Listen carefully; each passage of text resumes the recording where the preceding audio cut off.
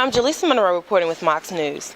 Here in my hand is the letter that University of Tennessee President DiPietro sent all of his state employees on October the 21st.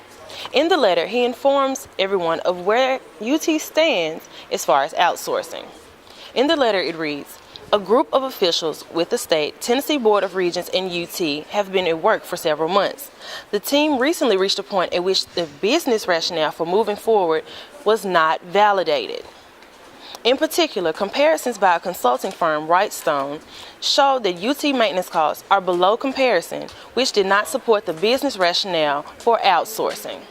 Then he goes on to say, "At this time, those comparisons are to be reviewed again and to make sure that they are apples-to-apples comparisons with UT costs. This review is expected to take a few months to achieve." This has brought forth difficulties in the hiring process for University of Tennessee. Many potential employees want to be hired as a University of Tennessee employee and not under a potential outsourcing situation. What has been really troubling in this whole process is that managing through this process, I have employees now who are really worried about that, and it has created some difficulties for us. We've got vacant positions now that we cannot hire because people don't want to be hired under an outsourced situation, even though they probably know very little about the operation, but that they want to be an employee of the University of Tennessee. So that's part of it. So it's creating some challenges, but hopefully, like we've said, in the next 90 days or so, we'll have a decision. Employees are not the only one upset about the matter. UTC students are rattled as well. Several students share their opinions about the issue and how it will affect campus as well as Tennessee.